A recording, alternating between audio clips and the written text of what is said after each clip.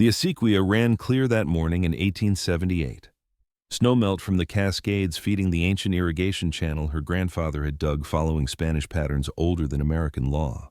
Maria was 12, barefoot in the cold water, watching her grandmother's gnarled hands trace the current. "Feel here, mija." The old woman guided Maria's fingers to where the flow changed temperature. Underground spring, 3 feet down. Your grandfather knew this spot. His grandfather before him.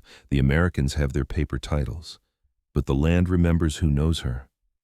Maria felt the coolness rise through clay and stone, knowledge flowing like water through generations. 13 years dissolved like morning mist. May 1891, and Maria stood at the same acequia, 35 now. Her hands calloused from managing the ranch her family had known for 5 generations, but owned for none. She heard the buggy before she saw its expensive wheels on the rough track. Eastern money announcing itself in clouds of dust.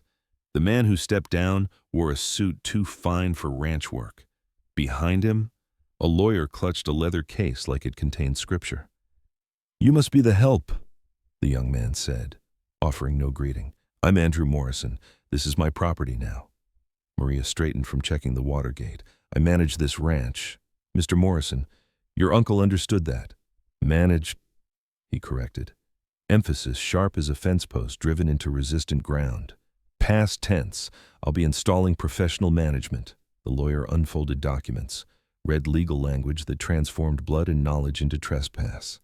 Maria listened to the description of land she knew by heart, the northwest quarter section where winter grazing kept the soil from washing away. The spring pastures that needed 3 weeks more rest than calendar suggested. The shared water rights negotiated through 50 summers of drought and cooperation. "I'll need you to show me around tomorrow," Andrew said, dismissing the lawyer with a nod. "Basic tour, property lines, that sort of thing." "I'll prepare the records for your new manager," Maria said quietly. Andrew's eyebrows rose slightly. "That won't be necessary." "It will be." Maria met his gaze with calm certainty. "The land will teach you what I could not." She turned back to the acequia. The water ran unchanged until it's patient, remembering everything. The tour began at dawn because Maria still rose with rancher's habits. Even dismissed, Andrew arrived late, looking rumpled and irritable. "These water channels," he gestured vaguely, "seems inefficient. Modern irrigation systems." "These acequias follow Spanish land grants from 1820, Maria interrupted. "The water rights are shared with 6 neighboring ranches under agreements that predate Oregon statehood. Change the system. You break the agreements, yeah. You're alone during drought." Andrew made notes he clearly didn't believe he'd need. She showed him the seasonal grazing calendar, explained which pastures needed summer rest, described the delicate relationship with Klamath neighbors who helped during Roundup in exchange for autumn hunting access. Andrew heard complications where she spoke of community. "The ranch needs modernization," he announced after 2 hours. "I've hired Charles Whitmore from Philadelphia, Harvard educated. He'll bring professional standards." Maria had been expecting this. Still, hearing it settled like winter frost on spring seedlings, killing things before they could grow. "And my position," she asked, though she knew, "will provide generous severance, 3 months' wages, a letter of recommendation." "How generous?" Maria said without inflection, "to compensate for 5 generations of knowledge with 3 months' coin." Andrew shifted uncomfortably. "This isn't personal. It's business." "No, Mr. Morrison, this is history." She gathered her grandmother's leather journal from the office desk. Weather observations recorded in Spanish and English both.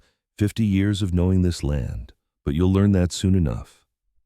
By noon, she had packed her belongings. Not much had ever truly been hers here. The land had been stolen legally. Her family's Spanish grant voided by American courts. But the knowledge she carried couldn't be stolen because it had never been offered, only shared. And now she withdrew it. Andrew watched from the porch as she tied her bedroll behind her saddle. The heat was building early this year. Bad sign. But that wasn't her concern anymore. "Maria," he called as she mounted, "if this Whitmore doesn't work out, then you'll have learned what you needed to learn," she said, "or you won't." She rode toward the valley where her cousin's family ranched. 3 generations on land they actually owned. Behind her, Andrew stood in heat that would only intensify, holding documents that meant everything and nothing, depending on whether the land decided to teach or to punish. June burned into July like a brand. Charles Whitmore arrived with textbooks and confidence. Both equally useless. The cattle should be moved to the upper pasture, he announced at the first ranch meeting. Better grass there.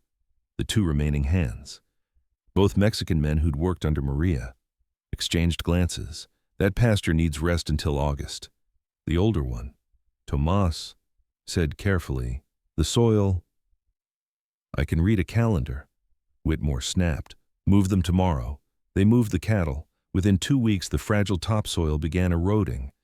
The grass trampled before it could set seed. Small disaster. Beginning of larger pattern. The neighbors came in early July. 3 ranchers whose families had shared water access since before Oregon was even a territory. Whitmore met them on the porch. We need to discuss summer water rotation, the eldest said. According to the traditional schedule, I don't recognize informal agreements. Whitmore interrupted. This ranch's water rights are clearly defined in the deed. We'll use our full legal allocation. The ranchers left in grim silence. Andrew arrived from Portland in August for the regional stockmen's meeting. Whitmore pulled him aside beforehand. These people are trying to take advantage, he warned, claiming traditional rights to our resources. At the meeting, when the water issue arose, Andrew defended his manager. We're simply exercising our legal property rights. If informal arrangements were made by my uncle, those died with him. The room went quiet. Men who had helped during his uncle's medical crisis, who had shared equipment during emergencies, who had made this valley work through cooperation, looked at Andrew with something between pity and contempt. He wrote to his investors that night, describing his firm stance against outdated practices and commitment to modern ranching efficiency. The letter made him feel validated. He didn't notice the empty silence that had replaced neighborly conversation. In Maria's old office, he found her journal stacked on a shelf. Curiosity made him open one. Pages of weather observations in her precise handwriting. May 3rd, 1886. First thunderheads building west. Grandmother says this pattern means early runoff. Adjust irrigation schedule forward 2 weeks. He closed the journal. Superstition and folklore, probably. Nothing his Harvard-educated manager couldn't figure out with science and proper management. The temperature climbed toward August records. Not a drop of rain fell. The heat felt like judgment. September arrived, offering no mercy. The cattle moved back from the damaged upper pasture showed weight loss. The neighbors who might have offered advice maintained their offended distance. The autumn cattle sale approached like a reckoning. Andrew came from Portland to find Whitmore in the office at midday, drinking. The buyers are lowballing us, Whitmore said, voice hollow. Word got around about the pasture damage, the water conflicts. They know we're desperate. Andrew examined the account books. Red ink spreading like blood in water. The numbers were catastrophic, far worse than Whitmore's letters had suggested. How did this happen? Andrew's voice shook. I don't know this land, Whitmore admitted, the alcohol making him honest. I thought the principles would transfer, range management, resource allocation, but nothing works like it should. The weather patterns don't match the textbooks. The seasonal timing is all wrong. And the community, he laughed bitterly. They won't help us, won't even speak to us. After Whitmore left, Andrew sat alone with Maria's journals. This time he read seriously. August 1887. Heat wave similar to current conditions. Moved cattle to canyon pasture where spring-fed grasses stay green. Neighbors coordinated on water sharing. Crisis passed through cooperation. Page after page of meticulous observation, not folklore, practical knowledge accumulated through generations of attention. His dismissal of her hadn't just been business, it had been arrogance. Willful blindness to wisdom he couldn't recognize because it came wrapped in the wrong skin, spoken with the wrong accent, tied to the wrong history. He found an entry from 1890. Morrison showed me the deed today. Strange to see my family's land described in American legal language. 4 generations we worked this soil under Spanish grant. One piece of paper made us trespassers on ground that knows our blood better than it will ever know his. But he is kind man, lonely man. He respects what he does not understand. This matters more than paper."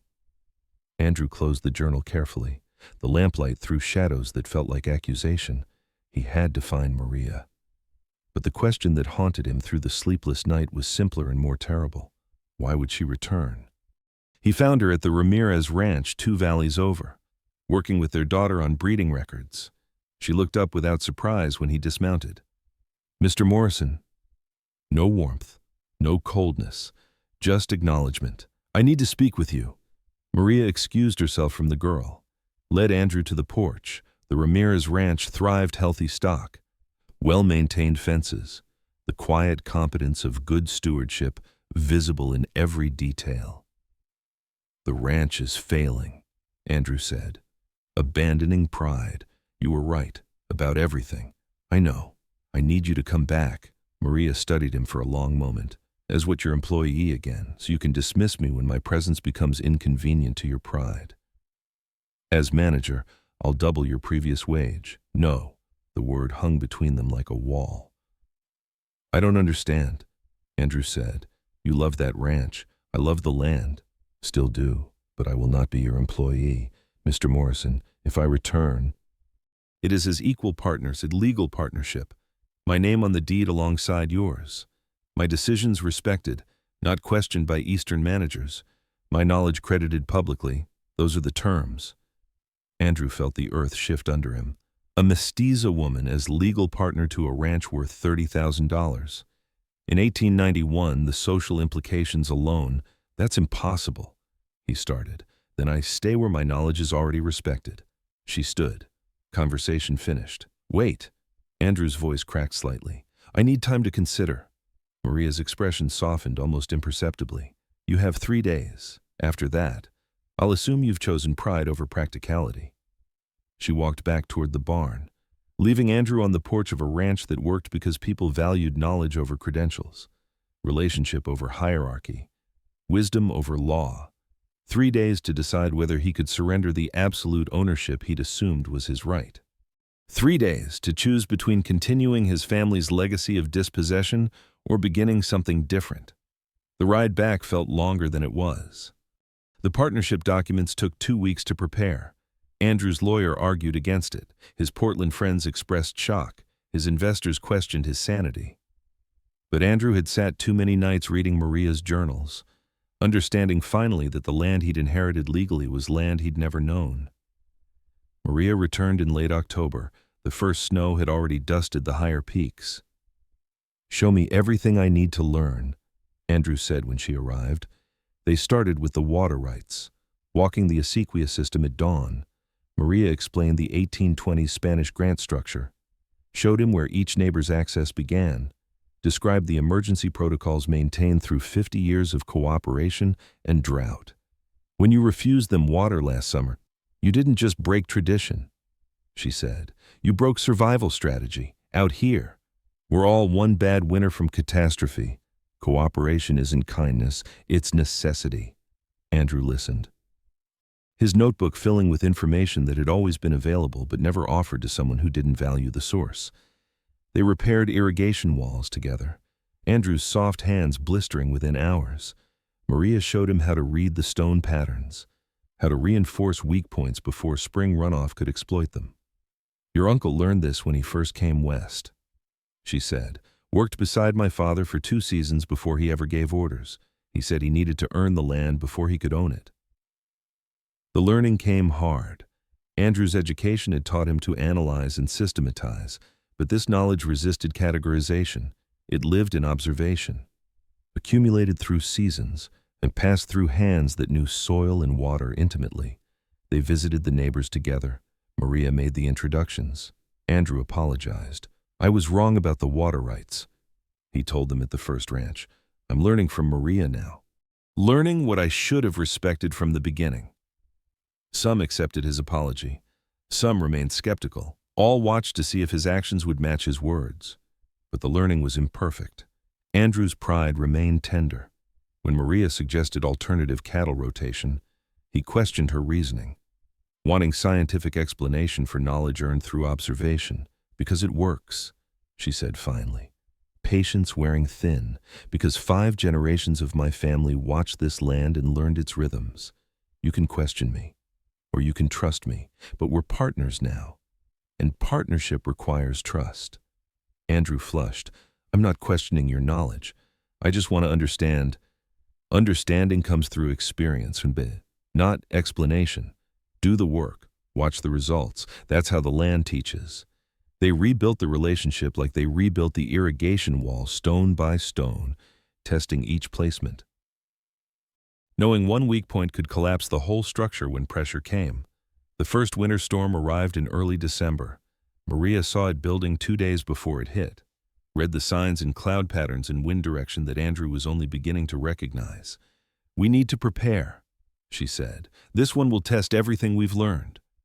The cold snap came hard and fast, temperatures dropping 20 degrees overnight, water sources freezing, livestock struggling. By mid-January, the crisis demanded coordinated response across the entire valley. Maria organized the emergency meeting, but Andrew's attendance was required. His Eastern investor friends had arrived for their scheduled visit, impeccably dressed men expecting to see their capital deployed efficiently. The community gathered in the Grange Hall.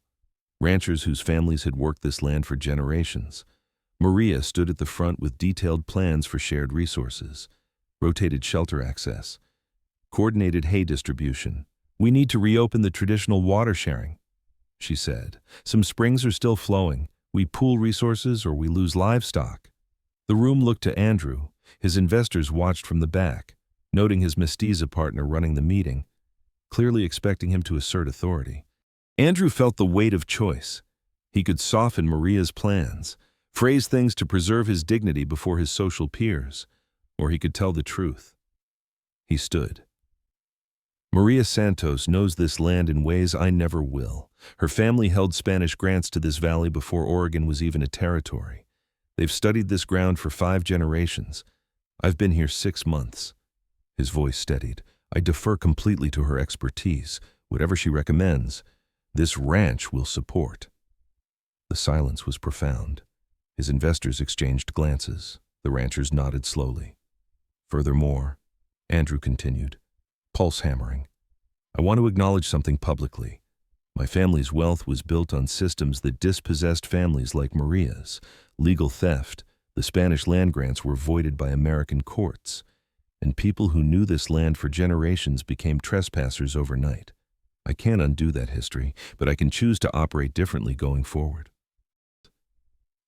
One of his investors stood, Morrison. Perhaps we should discuss this privately. No. Andrew shook his head. This is exactly the conversation that should happen publicly. I've been asking myself why Maria's knowledge was dismissed for so long.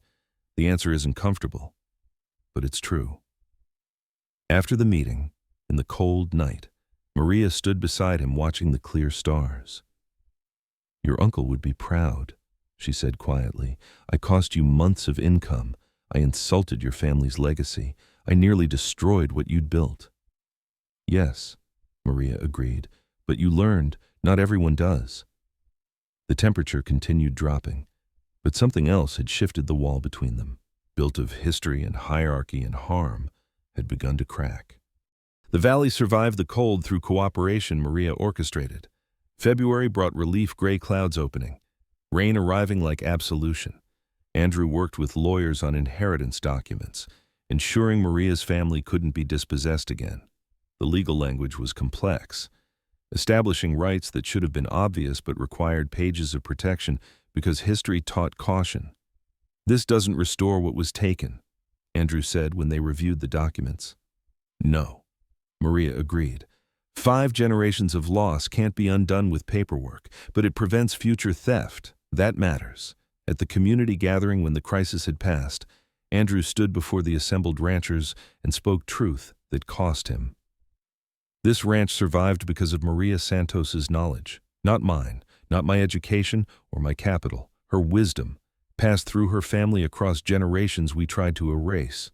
He paused, finding courage. My wealth came from factories that processed cotton picked by enslaved people. My father's investments profited from systems built on theft and suffering. I can't change that history, but I can acknowledge it, and I can try to build something different here." The room was quiet. Some faces showed approval, others remained skeptical, but the silence felt different than before, not hostile, but considering. Rain arrived that evening. Steady and gentle, Andrew and Maria sat on the ranch porch watching it pool in the acequias, following paths her grandfather had dug, her great-grandfather before him. Knowledge flowing forward through time despite paper laws trying to dam it. "Your investors are going to withdraw," Maria said. "Probably." Andrew found he didn't care as much as he expected. "We'll find other capital, or we'll run the ranch smaller, but we'll run it right." "Right is complicated," Maria said. "Partnership doesn't erase what happened. My family still lost the land legally. Your inheritance still came from that theft." "I know. But it's something," she continued. "It's different. That matters too." They sat in comfortable silence, watching the rain feed the earth, the ancient irrigation channels carrying water where generations of knowledge directed it. The land remembered everything: the Spanish grants, the American theft, the long years of Maria's family working ground they'd lost. And now this imperfect partnership, built on acknowledged debt and shared learning. Not redemption, something smaller and more honest than that, but something. Spring, 1893, and Maria stood at the acequia where her grandmother had taught her to read water. The runoff ran strong this year, snowpack heavy in the mountains.